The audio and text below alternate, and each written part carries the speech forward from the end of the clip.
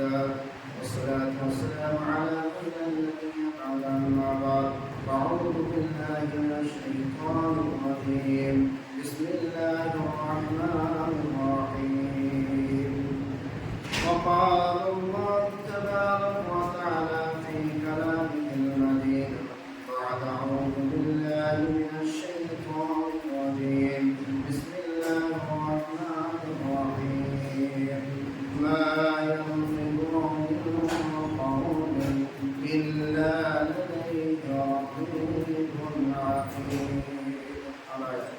وقال النبي صلى الله عليه وسلم في حديث المبارك عن سعد بن سعد رضي الله تعالى عنه قال قال رسول الله صلى الله عليه وسلم من يزمع لي ما بين لحييه وما بين رجليه أجمع له الجنة. رواه البخاري. সম্মানিত বয়োজ্যেষ্ঠ বয়োজ্যেষ্ঠ সমবয়স্ক, আজকে আমার সঙ্গে বসে থাকা অত্র এলাকার মুসলিম প্রশংসা মন্ত্রী মহান আল্লাহর জন্যে প্রত্যেক সপ্তাহ নেই, এ সপ্তাহেও আল্লাহর প্রশংসা করি বা আল্লাহর শুকরিয়া জ্ঞাপন করি। আমরা তো নগণ্য জঘন্য ব্যক্তি, আমরা তার প্রশংসা করতে পারবো না। আমাদের যে জিহ্বা রয়েছে এই জিহ্বা দিয়ে আল্লাহর প্রশংসা করা আমরা করতে পারবো না, আমরা সক্ষম নয়, অক্ষম।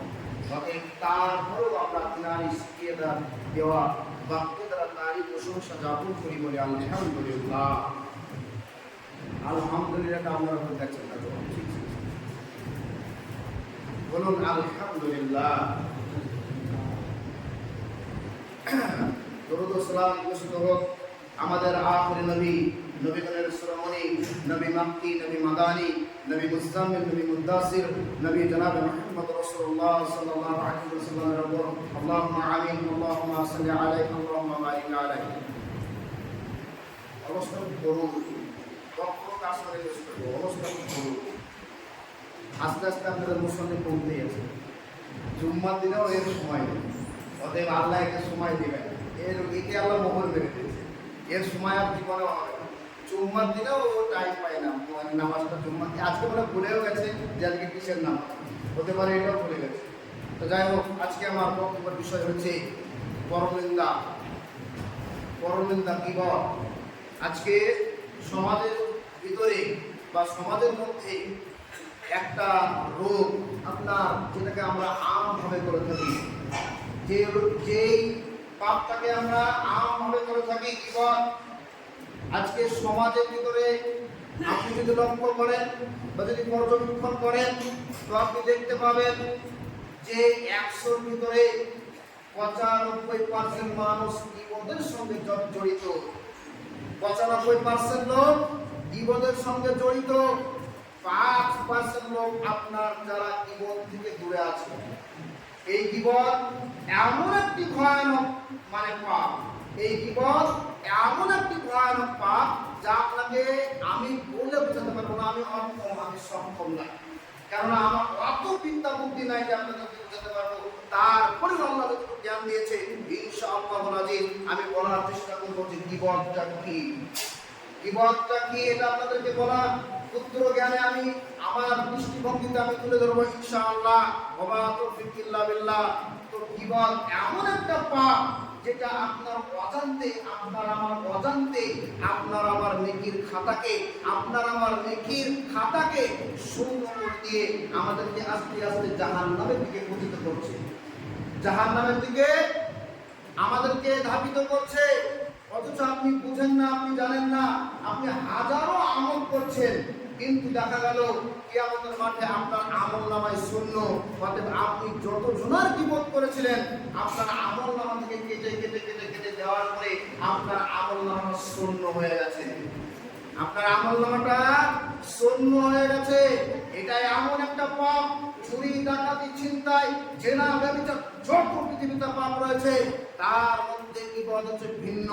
এই গীবত এটা হচ্ছে হুকুকুল ইবাদ, এটা আল্লাহর সঙ্গে জড়িত নয়, এটা হচ্ছে ডাইরেক্ট বান্দার সঙ্গে জড়িত। এই পাপটা ডাইরেক্ট বান্দার সঙ্গে জড়িত। হুকুকুল ইবাদ বলতে এটা হচ্ছে বান্দার হক।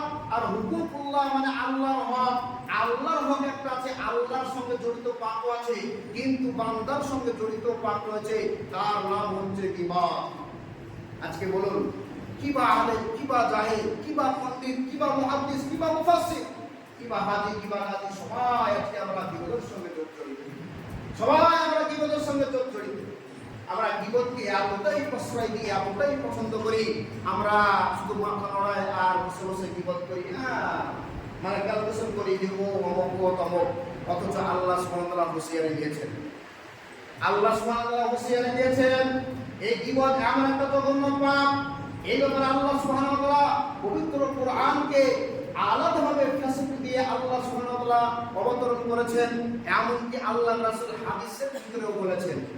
তাহলে এই পাপটা কত জঘন্য পাপ, কিন্তু আজকে আমাদের সমাজকে আস্তে আস্তে আস্তে আস্তে আস্তে আস্তে আমরা এমন ভাবে গীবতে আসক্ত যে মনে হচ্ছে না আমি এখন পোলাও খাচ্ছি, এত মধু পাচ্ছি, এত ইন্টারেস্ট পাচ্ছি এই গীবতে, এত এনজয় লাগছে গীবত করতে, যে গীবতে যখন করি তখন মনে হয় যে আমি কোন দেশে ভেসে গেছি, এর থেকেও আর সুন্দর আমাকে আর কিছুই লাগে না।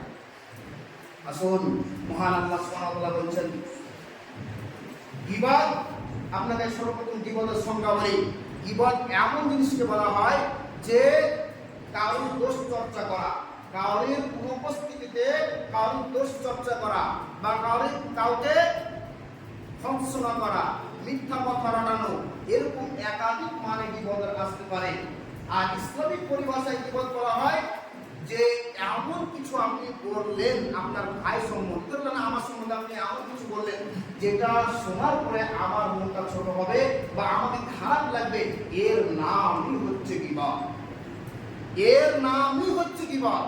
অর্থাৎ আমার অনুপস্থিতিতে আপনি এমন কিছু বাক্য প্রয়োগ করলেন, এমন কিছু কথা বললেন, যেই কথাটা শোনার পরে আমার খারাপ লাগবে বা আমার মান সম্মানের আঘাতহানি হবে, এর নামই হচ্ছে গীবত। অতএব গীবত থেকে সাবধান থাকো। এটা এমন একটা পাপ যা আপনাকে বলে বোঝাতে পারবো না। আল্লাহ সুবহানাহু ওয়া তাআলা বলছেন মা ইয়ালফিযু মিন কাওলিন ইল্লা লাদাইহি রাকীবুন আতীদ। আল্লাহ সুবহানাহু ওয়া তাআলা বলছেন আপনার কোরআনের ভিতরে আপনার আল্লাহ সুবহানাহু ওয়া তাআলা যে আপনাকে আমাকে বডি দিয়েছে, সুন্দর আকার আকৃতি দিয়েছে, তো আপনার চোখ, মুখ, কান, হাত, পা ইত্যাদি রয়েছে, একটা যে বাহ্যিক দৃষ্টিতে যে দেখা যাচ্ছে, আল্লাহ সুবহানাহু ওয়া তাআলা আপনাকে আমাকে খুব সুন্দরভাবে তৈরি করেছেন। কিন্তু আল্লাহ মুখের ব্যাপারে, খাস করে মুখের ব্যাপারে আলাদাভাবে কোরআনের আয়াত অবতীর্ণ করলেন। অন্য কোনো বিষয়ে কিন্তু আল্লাহ সুবহানাহু ওয়া তাআলা কোরআনের আয়াত অবতীর্ণ করেননি, কিন্তু খাস করে আল্লাহ সুবহানাহু ওয়া তাআলা মুখের ব্যাপারে কোরআনের আয়াত অবতীর্ণ করলেন। কি বলছেন? সূরা ফাতির নম্বর 50 আয়াত নম্বর 18 আল্লাহ সুবহানাহু ওয়া তাআলা বলেন মা ইয়ালফিযু মিন কাওলিন ইল্লা লাদাইহি রাকীবুন আতীদ। আল্লাহ সুবহানাহু ওয়া তাআলা বলেন তোমার মুখ দিয়ে এমন একটি শব্দ ব্যবহার হয় না যেটা আমার সংরক্ষণকারী সংরক্ষণ করে না। এই আয়াতের ভাবার্থ এটাই যে আপনার মুখ দিয়ে যে বাক্যটাই প্রয়োগ করেন না কেন, আপনি যে কথাটাই আপনি বলুন না কেন, সঙ্গে সঙ্গে আল্লাহর ফেরেশতা লিপিবদ্ধ করে নেয়। আল্লাহ সুবহানাহু ওয়া তাআলার ফেরেশতা সঙ্গে সঙ্গে লিপিবদ্ধ করে নেয়। অতএব আপনি আপনার মুখ দিয়ে যে বাক্যটাকেই প্রয়োগ করবেন, যে বাক্যটাকে আপনি ব্যবহার করবেন, ওই বাক্যটাই আপনার লিপিবদ্ধ হবে। যদি আপনি খুব শব্দ করেন, ওটাও লিপিবদ্ধ হবে। যদি আট শব্দ ব্যবহার করেন, ওটাও লিপিবদ্ধ হবে। অর্থাৎ আপনার মুখে যা দাঁড়াবে আল্লাহ সুবহানাহু ওয়া তাআলা বলছেন ওই জিনিসটাকে আমার সংরক্ষণকারী ফেরেশতা সংরক্ষণ করে নেবে। তাহলে আল্লাহ সুবহানাহু ওয়া তাআলা মুখকে ধরলেন, আল্লাহ সুবহানাহু ওয়া তাআলা মুখকে ধরলেন। আচ্ছা বলুন তো, আপনার যে গোটা শরীর, মানে গোটা শরীর রয়েছে, এই শরীরের ভিতরে আপনার হাত টিপে দেখুন, হাতটা এত কড়া, আপনার মাথা টিপে দেখুন, মাথাটা অত কড়া, পা টিপে দেখুন, পাটা অত কড়া, মানে এরা নরম নয়, গরম। কিন্তু আল্লাহ দুই ঠোঁটের ভিতরে একটা জিহ্বা দিয়েছে যেটা অতি নরম, কিন্তু গরম কথা বলে, অতি নরম, কিন্তু যখন কথা বলে মানুষের অন্তরে আঘাতহানি নিয়ে আসে।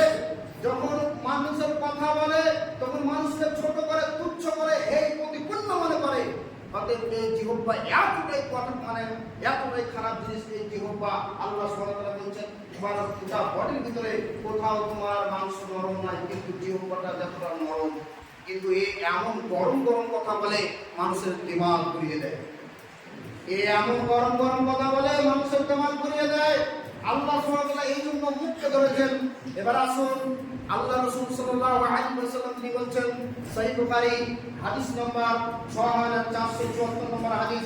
আল্লাহ রাসূল বলছেন, কি বলছেন? আন সাহাল ইবনে সাআদ রাদিয়াল্লাহু তাআলা আনহু قال قال رسول الله صلى الله عليه وسلم ما يزمن لي ما بين لحييه وما بين رجليه اجمل له الجنه।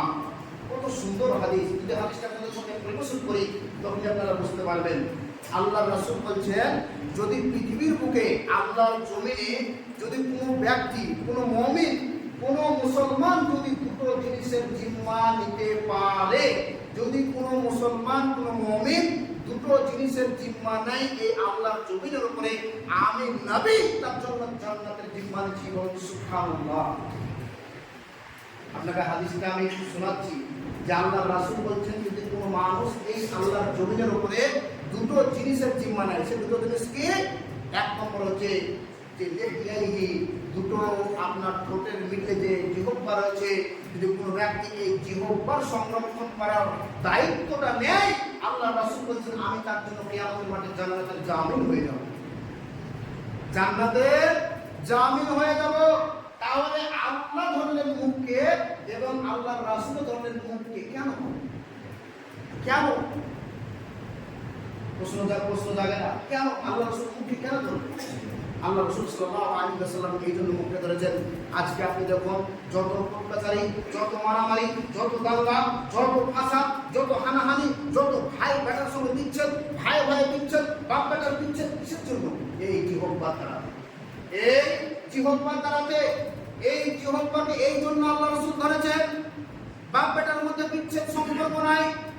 যে সন্তানকে লালিত পালিত করেছে বাপ, অনেক কষ্ট করে লালিত পালিত করেছে, তারপরে বাপ বেটার মধ্যে সম্পর্ক নাই, ভাই ভাই সম্পর্ক নাই। যেই ভাই ছোটবেলাতে আপনার পুকুরে একসঙ্গে স্নান করেছে, একসঙ্গে গা ধুয়েছে, তারপরে সে ভাই ভাই বলতে নেই। কেন? এই জিহ্বা দ্বারাতে। এই জন্য আল্লাহ রাসূল সাল্লাল্লাহু আলাইহি ওয়াসাল্লাম তিনি বলছেন, যদি কোনো ব্যক্তি এই আল্লাহর জমিনের উপরে দুটো জিনিসের জিম্মা নিতে পারে, আমি নবী তার জন্য জান্নাতের জিম্মা নিয়েছি, অতএব জান্নাতে তাকে নিয়ে যাবই।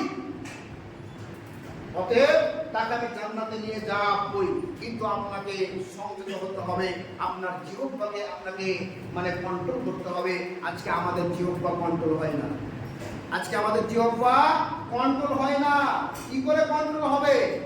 আজকে আমার ভিতরে কন্ট্রোল করার ক্ষমতাটাই আল্লাহ দেয়নি, তো আমি কিভাবে কন্ট্রোল করব?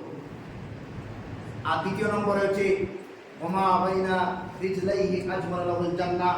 আপনার দুই পায়ের মিডিলে যে রয়েছে লজ্জা স্থান, দুই পায়ের মিডিলে যেটা রয়েছে লজ্জা স্থান, আল্লাহ রাসূল বলছেন, যদি কোনো ব্যক্তি জিহ্বার গ্যারান্টি নিতে পারে, আর দ্বিতীয় নম্বরে দুই পায়ের মিডিলে যেটা রয়েছে লজ্জা স্থান, এইটা যদি কেউ দায়িত্ব নিতে পারে, আমি নবী তার জন্য জান্নাতের জামিন হয়ে যাব, আমি তাকে জান্নাতে নিয়ে যাব। তাহলে এই দুটোই আজকে অপব্যবহার হচ্ছে। যেটা মুখ যেমন অপব্যবহার হচ্ছে, লজ্জা স্থান তেমনি অপব্যবহার হচ্ছে। অতএব আল্লাহর রাসূল বলেছেন, সাবধান হয়ে যান, সতর্ক হয়ে যান। এই জন্য বলি, সারা পৃথিবীতে অশান্তির এক নম্বর কারণ হচ্ছে জিহ্বা। এটা যত নরম তার থেকে বেশি দ্বিগুণ গরম গরম কথা বলে। অতএব এই জিহ্বাকে আপনাকে সংযত রাখতে হবে, এই জিহ্বাকে আপনাকে কন্ট্রোল করতে হবে। আজকে আমাদের দ্বারাতে জিহ্বা কন্ট্রোল নেই। এই জন্য আমরা ছোট বড় আমরা যখন যেটা মনে আসে তাই আমরা বাক্য বলে দিই বা কথা বলে দিই। এটা আপনার শোভা দেয় না, এটা উচিত নয়। মানুষের সঙ্গে সংযতভাবে কথা বলতে হবে, ভদ্রভাবে নম্রভাবে কথা বলতে হবে।